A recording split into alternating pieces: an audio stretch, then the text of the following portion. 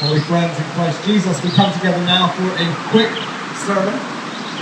Can you believe that? A quick sermon on Pentecost? What is our world coming to? But today, I'd like to give you a couple sections from the book of Acts, chapter 2. It is the Pentecost story that we are all familiar with, but I'd like to just add a little bit. So I'm going to read my scripture and get to it. So I'm going to read from 1 to, should be 17, and I'll explain why I'm only reading that far in a minute. This is the New Revised Standard Version, and this is the coming of the Holy Spirit. Hear these blessed words. When the day of Pentecost had come, they were all together in one place. And suddenly from heaven there came a sound like a rush of a violent wind, and it filled the entire house where they were sitting. Divided tongues as of fire appeared among them, and a tongue rested on each of them. All of them were filled with the Holy Spirit, and began to speak in other languages, as the Spirit gave them ability. Now there were devout Jews from every nation under heaven living in Jerusalem, and at this sound the crowd gathered and was bewildered, because each one had heard them speaking in their native language. Amazed and astonished, they asked, "Are not all of these who are speaking Galileans? And how is it that we hear each of us in our own native language? Parthians, Medes, Elamites, the residents of Mesopotamia, Judea and Cappadocia, Pontus and Asia, Phrygia and Pamphylia, Egypt and the parts of Libya belonging to Cyrene, and visitors from Rome, both Jews and proselytes, Cretans and Arabs. In our own language we hear them speak, in God's deeds of power." All were amazed and perplexed, saying to one another, "What does this mean?" But others sneered and said, "They are filled with new wine." But Peter, standing with the 11, raised his voice and addressed them. "Men of Judea and all who live in Jerusalem, let this be known to you, and listen to what I say. Indeed, these are not drunk, as you suppose, as it is only 9 o'clock in the morning. No, this is what is spoken through the prophet Joel. The word of God for the people of God. Thanks be to God." Might I say, on this beautiful day in South River, as the wind is going, let us not forget that we are talking about living wind right now in our text. It's said for many people that the breeze explains the Holy Spirit. It is something that we don't see with our own eyes, but we see it moving. And it can affect us as we get a cold chill on a winter morning, or we get a refreshing breeze after a sunny day of working outside. That nice, relaxing feeling we can have. So as we talk about this, there's a couple points I'm going to go across. I'm going to try to keep this as short as I can, because me and 3 other pastors tried to talk about this, and it took us over an hour, and we didn't even get done.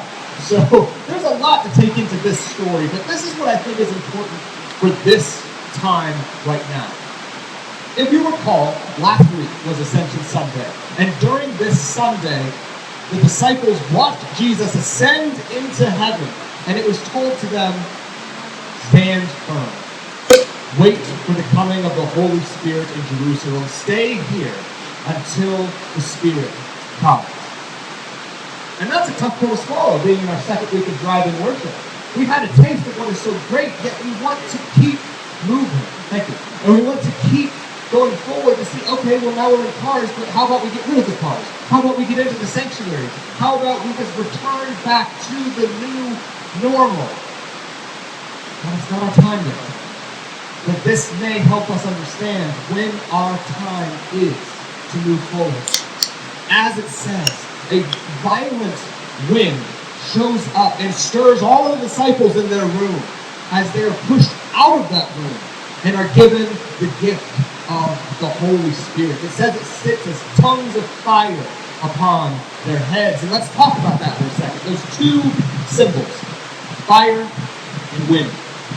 Wind is a little more difficult to talk about, but the version of wind that I'd like to speak of comes from the very beginning of the Bible. From the first chapter of Genesis. We have the world. It is unformed. It is chaotic. It is a void of nothing. And the Spirit of the Lord goes over it, and with the breath of His nose, with the wind of the Spirit, He makes order.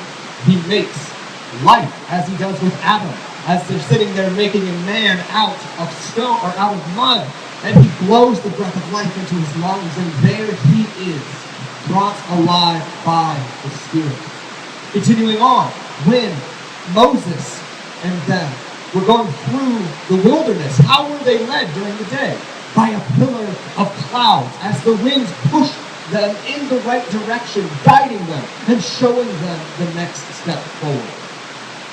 Now, fire is much easier to talk about. As I said, with Moses, we have the fire that brought Moses, the burning bush that had him go and learn who the Lord is. Fire, much like our beautiful sun, is powerful. It's warming. It brings us comfort, but it also purifies. It melts. It destroys. And these disciples were looking for something, perhaps, that they weren't aware of. For you see, for a majority of these speakers and the majority of the Jewish population at this time, they believed that a Messiah was going to come. This Messiah was going to show up with an army of angels, kick the Romans out of Jerusalem, and give them back their promised land. But what they got was very different. They got a rabbi. They got a teacher who wandered around the land growing up in a house of a carpenter, or the Greek word of tekton, which may mean just skilled worker. He may have been a carpenter, may have been a foreman for a construction thing. It doesn't really matter. But what matters is he showed how to break the cycle finally. For you see, if the Messiah showed up with violence, it would be met with violence, and the cycle would have never been broken. But Jesus broke that cycle, and shows us how to, with love, with mercy, and with forgiveness that was first given to us by our Creator God. So here's the thing about wind and fire.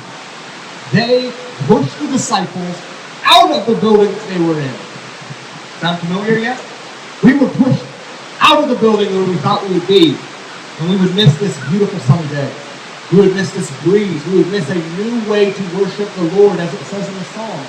Sing to the Lord a new song. Now, the next part I want to mention is, you might be wondering why Luke goes into this entire section for about 3 verses. And he talks about all these different places from all over the world. So we have like Crete, we have Pontus, we have Asia Minor, we have Egypt, I believe. I should know that, I just read it.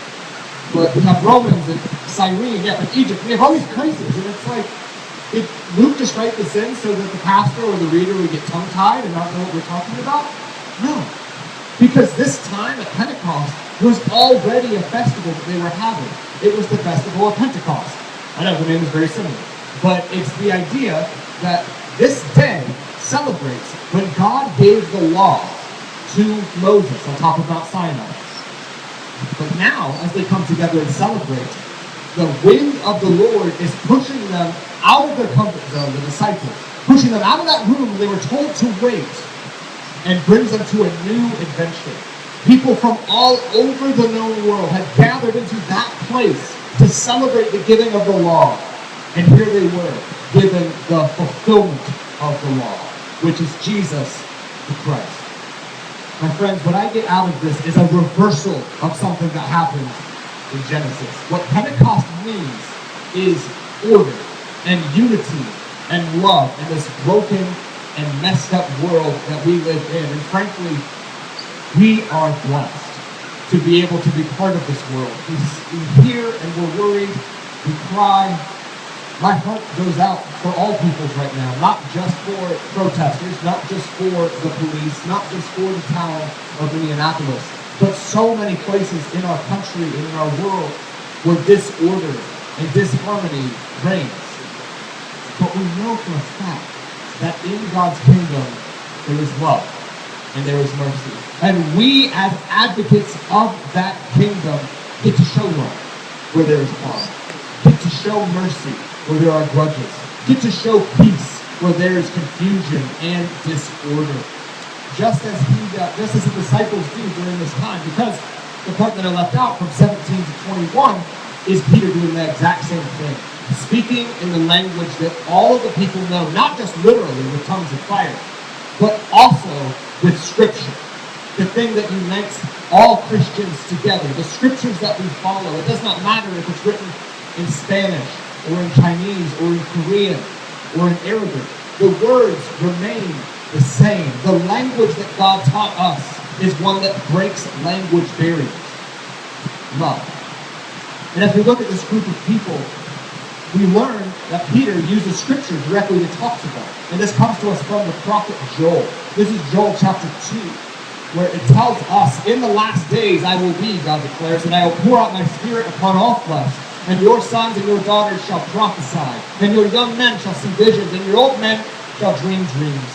Even upon my slaves, both men and women, in this day I will pour out my spirit, and they shall prophesy. And I will show portions of the heavens above, and signs of the earth below, blood and fire and smoky mist. The sun shall be turned to darkness, and the moon to blood, before the coming of the Lord's great and glorious day. Then everyone who calls on the name of the Lord shall be saved. My friends, in a world of disorder and confusion, that's kind of a tough pill to swallow. Where we sit here and say, well, I call on the name of the Lord, why did I still get sick?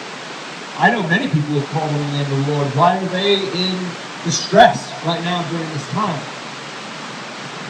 And here's the magic of God. As he says in the prophet Joel, portions of heaven will be revealed to those people.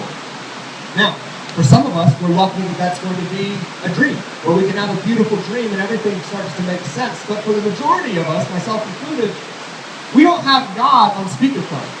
My name is probably not on God's phone on speed dial, being able to call me and say, hey, Pastor Sam, everything's great, everything's cool.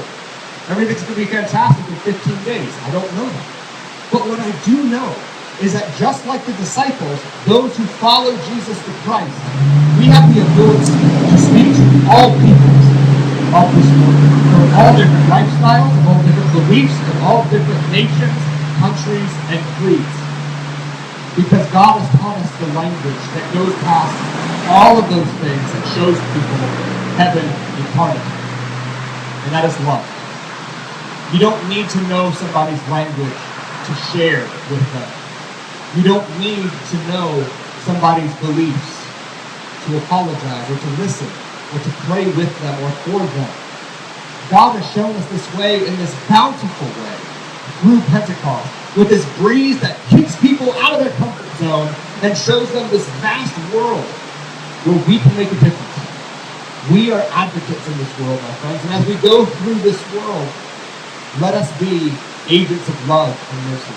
Let us be agents of the coming kingdom that Christ has promised through what he tells us plainly as day.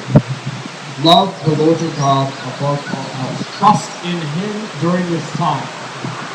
And love your neighbors as much as you love yourself. Brothers and sisters, it's time for us to recognize that in this world. While some of us are at home, stockpiled with 69 bottles, or the bottles of soap, hand sanitizer, or 69 rolls of toilet paper, some of us only have napkins left, or some of us have nothing at all. It's time for us to be the disciples that Christ has called us to be, to share love with our neighbors, with when we have a little extra, let us share with those who have nothing. Sometimes that's possessions, sometimes that's time, sometimes that's simply a prayer for our loved ones. Amen? Into your home. Okay, no home today, I got it. What? Okay. Brothers and sisters in Christ, I thank you so much for this time with one another. I know these services are a little strange. I know they're a little different than what we usually have, but I greatly appreciate your support and your time, and just the time of our volunteers, and the time for y'all to try something new. Let us continue to try these new things each and every week as we modify and change and try to find how we can bring the glory of God to as many people as possible to hear the word of the Lord. My friends, may the Spirit of the Lord stay with each and every one of you, whether you are traveling across the state, across the country, or across the street to go home. May the Spirit convict you and allow you to continue to hear the still small voice of our Messiah to bring forth love and mercy all throughout this world that is desperate to hear and to feel what it means to be a disciple. Let us be the mouthpieces of Jesus the Christ. Let us share in all that we have, in possession, in actions, in deeds, and in thought. And let all God's children say, Amen.